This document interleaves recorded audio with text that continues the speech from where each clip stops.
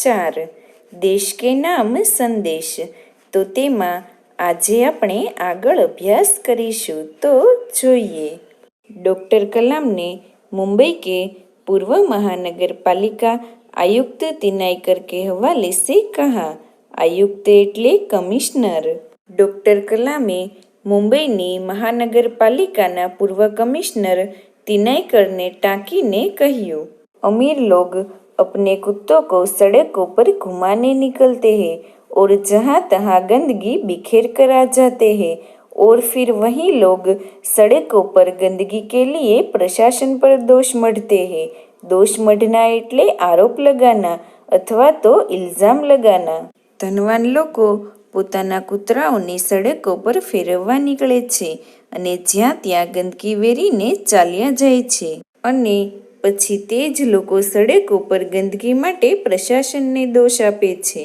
क्या वे उम्मीद करते हैं कि वे जब भी बाहर निकलेंगे तो एक अधिकारी झाड़ू लेकर उनके पीछे पीछे चलेगा और जब उनके कुत्ते को हाजत लगेगी तो वह एक कटोरा उसके पीछे लगाएगा। उम्मीद एटले आशा અને હાજત એટલે મલ વિસર્જન।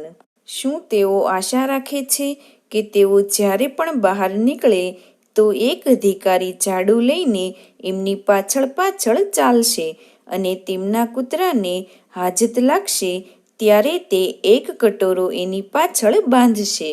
राष्ट्रपति ने मिसाल दी कि अमेरिका और जापान में कुत्ते के मालिक को उसकी छोड़ी हुई गंदगी साफ करनी पड़ती है। मिसाल एटले उदाहरण। राष्ट्रपतिए उदाहरण आप्યું કે અમેરિકા અને જાપાનમાં કૂતરાના માલિકને તેણે કરેલી ગંદકી સાફ કરવી પડે છે।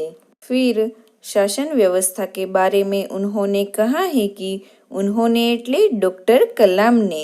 પછી शासन व्यवस्था विषय डॉक्टर कलामे કહ્યું છે કે हम सरकार चुनने के लिए वोट डालने जाते हैं और अपनी सारी जिम्मेदारियां भी वही उलटाते हैं। આપણે સરકાર ચૂંટવા માટે વોટ આપવા જઈએ છીએ અને આપણી સર્વ જવાબદારીઓ પણ ત્યાં મૂકતા આવીએ છીએ। हम आराम से बैठकर सोचते हैं कि अब हमारे नाज नखरे उठाए जाएंगे। नाज नखरे उठाना એટલે ખુશામદ કરના। આપણે આરામથી બેસીને વિચારીએ છીએ કે આપણા નાજ નખરા સહન કરવામાં આવશે। हम सोचते हैं कि हमारा हर काम सरकार करेगी और हम फर्श पर पड़ा हुआ रद्दी कागज उठाकर उसे कूड़ेदान में डालने की जहमत तक नहीं उठाएंगे। फर्श एटले जमीन, कूड़ादान एटले कचरे का डिब्बा અને જહમત એટલે તકલીફ। આપણે વિચારીએ છીએ કે આપણું બધું કામ સરકાર કરશે અને આપણે જમીન પર પડેલો રદ્દી કાગળ પણ કચરા પેટીમાં નાખવાની તકલીફ પણ નહીં લઈએ। रेलवे हमारे लिए साफ सुथरे बाथरूम देगी और हम उन्हें ठीक से इस्तेमाल करना भी नहीं सीखेंगे। इस्तेमाल एटले उपयोग। રેલવે આપણા માટે સ્વચ્છ સાફ બાથરૂમ આપશે અને આપણે તેને યોગ્ય રીતે વાપરતા પણ નહીં શીખીએ। સમાનાર્થી શબ્દ તરીકે જોઈએ તો ઉમ્મીદ એટલે આશા, મિસાલ એટલે ઉદાહરણ, ફર્શ એટલે જમીન અને ફર્ક એટલે अंतर। डॉक्टर कलाम ने कहा है कि समाज की ज्वलंत समस्याओं पर भी हमारा ऐसा ही रवैया है। ज्वलंत एटले मुख्य અને રવૈયા એટલે પરિપાટી। ડૉક્ટર કલામે કહ્યું છે કે સમાજની સળગતી સમસ્યાઓ વિશે પણ આપણું આવું જ વલણ હોય છે। हम ड्राइंग रूम में बैठकर दहेज के खिलाफ गला फाड़ते हैं और अपने घर में इसका उल्टा करते हैं। गला फाड़ना एटले जोर जोर से बोलना। दहेज एटले विवाह के अवसर पर कन्या पक्ष की ओर से वर पक्ष को दिया जाने वाला धन और सामान અને ખિલાફ એટલે વિરુદ્ધ। આપણે દીવાનખાનામાં બેસીને દહેજની વિરુદ્ધ ગળું ફાડીએ છીએ અને પોતાના ઘરમાં એનાથી ઉલટું આચરણ કરીએ છીએ। और બહાના દેખીએ પૂરી વ્યવસ્થા ही ખરાબ है અને બહાનું જુઓ પૂરેપૂરી વ્યવસ્થા જ ખરાબ છે। अगर मैं अपने बेटे की शादी में दहेज नहीं लूँगा तो इससे कौन सा बड़ा फर्क पड़ जाएगा। ફર્ક એટલે અંતર. જો હું મારા દીકરાના લગ્નમાં દહેજ ન લઉં તો તેનાથી શું મોટો ફરક પડી જશે? राष्ट्रपति ने इस संदेश में पूछा, इस व्यवस्था को बदलेगा कौन? यह व्यवस्था है किसकी? आप आसानी से कह देंगे। व्यवस्था में शामिल है हमारे पड़ोसी, आसपास के घर, अन्य शहर, अन्य समुदाय और सरकार, लेकिन मैं और आप कतई नहीं। अन्य एटले दूसरा અને સમુદાય એટલે સમૂહ. રાષ્ટ્રપતિએ આ સંદેશમાં પૂછ્યું, આ વ્યવસ્થાને બદલશે કોણ? આ વ્યવસ્થા છે કોની? આપ સહેલાઈથી કહી દેશો. આ વ્યવસ્થામાં મળેલા છે આપણા પડોશી, આસપાસના ઘર, બીજા શહેર, અન્ય સમુદાય અને સરકાર. પણ હું અને તમે બિલકુલ નહીં. સમાનાર્થી શબ્દ તરીકે જોઈએ તો સમુદાય એટલે સમૂહ, યોગદાન એટલે સહયોગ, નિહારના એટલે देखना અને वाकई એટલે हकीकत में। जब कुछ अच्छा करने की हमारी बारी आती है तो हम अपने परिवार को सुरक्षित कवच में घेर लेते हैं। कवच એટલે રક્ષા करने का साधन। જ્યારે કંઈક સારું કરવાનો આપણો વારો આવે છે ત્યારે આપણે अपना परिवार ने सुरक्षित कवच में घेरी लिए छिए। दूसरे देशों की ओर निहारते हैं और इंतजार करते हैं कि कोई मिस्टर क्लीन आएगा, अपने जादुई हाथों से चमत्कार करेगा, और ऐसा नहीं होता तो आप देश छोड़कर ही चल देंगे। निहारना એટલે देखना। બીજા દેશો તરફ જોઈએ છીએ અને પ્રતીક્ષા કરીએ છીએ કે કોઈ મિસ્ટર ક્લીન આવશે, પોતાના જાદુઈ હાથથી ચમત્કાર કરશે, અને આવું ન થાય તો તમે દેશ છોડીને જ ચાલી નીકળશો।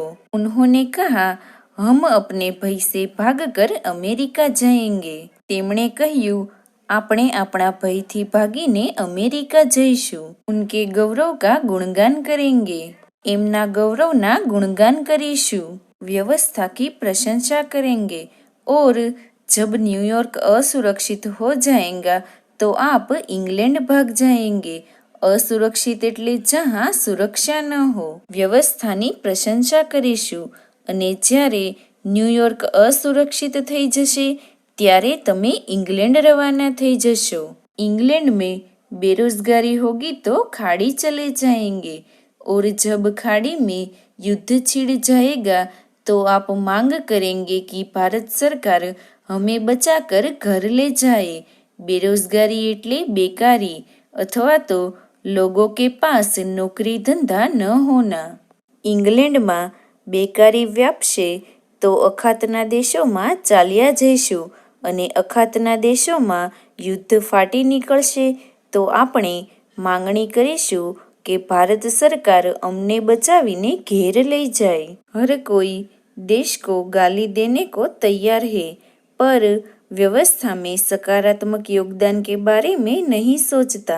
सकारात्मक એટલે સ્વીકૃતિ का सूचक અને યોગદાન એટલે સહયોગ। દરેક વ્યક્તિ દેશને ગાળ દેવા માટે તૈયાર છે, પરંતુ વ્યવસ્થામાં સકારાત્મક યોગદાન આપવા માટે વિચારતું નથી। क्या हमने अपनी आत्मा को पैसे के हाथों गिरवी रख दिया है? શું આપણે આપણા આત્માને પૈસા ખાતર ગીરવી મૂકી દીધો છે? મુહાવરે તરીકે જોઈએ તો દોષ મઢના એટલે આરોપ લગાના અથવા તો ઇલ્ઝામ લગાના, નાઝ નખરે ઉઠાના એટલે ખુશામદ કરના, ગલા ફાડના એટલે જોર જોર સે બોલના અને કદમ રખના એટલે પहुंचना। इस प्रकार इस ईमेल के जरिए डॉक्टर कलाम व्यवस्था में नागरिकों के सकारात्मक योगदान के लिए देशवासियों को झकझोर देते हैं। झकझोरना એટલે ઝટકા દેના।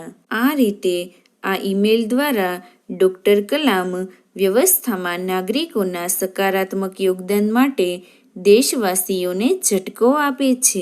श्रेष्ठ नागरिक बनने की शुरुआत करने की अपील करते हुए संदेश में कहा गया है कि अगर आप वाकई संदेश से सहमत हैं तो इसे अपने 10 और साथियों को ईमेल से भेजिए।